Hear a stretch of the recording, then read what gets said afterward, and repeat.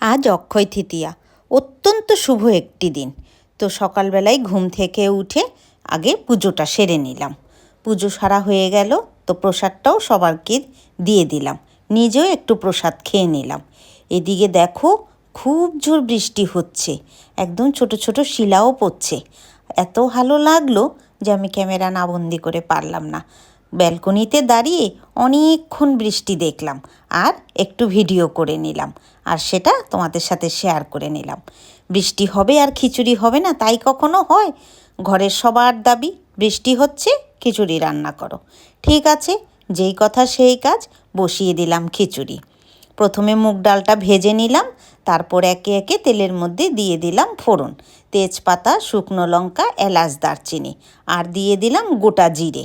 জিরেটা একটু লাল লাল করে ভেজে নিয়ে এর মধ্যে দিয়ে দিলাম আদা আর কাঁচা লঙ্কা। আদাটা আমি গ্রেট করে নিয়েছি। তো আদা আর কাঁচা লঙ্কাটা দিয়ে একটু হালকা করে ভেজে নিলাম। আদা কাঁচা লঙ্কা ভাজা হয়ে গেছে। এখন আগে থেকে ধুয়ে রাখা চাল আর ডাল, আমি এটা গোবিন্দভোগ চাল দিয়ে করেছি, চাল আর ডাল এর মধ্যে আমি দিয়ে দিলাম। চাল ডালটা দিয়ে একটু হালকা করে নেড়ে নেব। তারপর এর মধ্যে দিয়ে দেব হলুদ আর নুন, পরিমাণ মতোই দিয়েছি। চাল ডালটা একটু ভালো করে ভেজে নেব।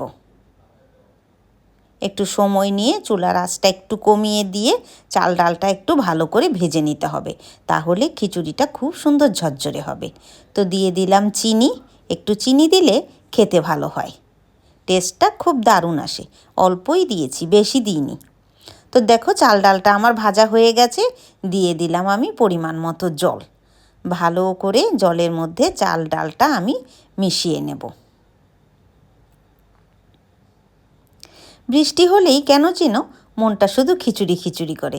শুধু আমার না গো, সবারই দেখি বৃষ্টির মধ্যে কেমন একটা খিচুড়ি খিচুড়ি করে মনটা। তো দেখো চাল ডালটা আমার ফুটে উঠেছে, আমি এখন চুলার আঁচটা একদম কমিয়ে দিয়ে ঢেকে দিয়েছি। কি সুন্দর হয়েছে খিচুড়িটা। নামানোর আগ মুহূর্তে দিয়ে দেব হাফ চামচের একটু বেশি পরিমাণেই দিয়েছি ঘিটা। ঘিটা দিলে খুব সুন্দর গন্ধ আসে, খেতে দুর্দান্ত লাগে। একটু ভালো করে ঘিটা মিশিয়ে নেব। একদম হয়েই গেছে, দেখো কি সুন্দর হয়েছে। এখন আমি ঢাকা দিয়ে রেখে দেব আরও 5 মিনিট, এরপরে আমি নামাবো।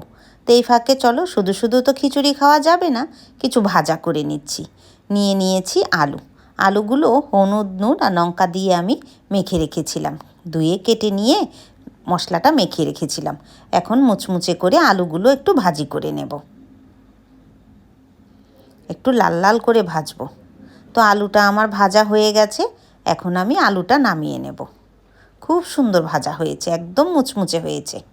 তো শুধু আলু ভাজি দিয়ে তো আর খাওয়া হবে না, সাথে দুটো বেগুনও ভেজে নিলাম। বেগুনগুলো আমি হলুদ, নুন, লঙ্কার গুঁড়ো, সামান্য একটু চিনি আর একটু বেসন দিয়ে মেখে রেখে দিয়েছিলাম আধা ঘন্টার মতো।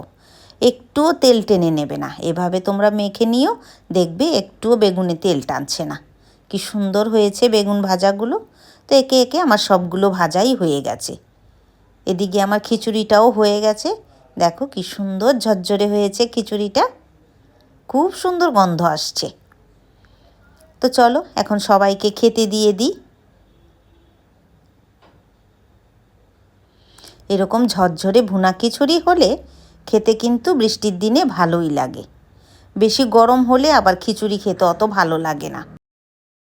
আজকে অত্যন্ত শুভ একটা দিন, তো এই দিনে নিরামিষ খেলাম, খিচুড়ি, বেগুন ভাজি আর আলু ভাজি, সাথে একটু চাটনিও ছিল। তো সেটা আর আমি ভিডিওতে নিয়ে আসিনি, চাটনিটা আমি সকালবেলায় রান্না করে ফেলেছিলাম। দিয়ে দিলাম একটা লেবু। তো আমার আজকের প্রিপারেশন কেমন হলো তোমরা জানাবে। ভালো লাগলে লাইক, কমেন্ট, শেয়ার করে পাশে থেকো।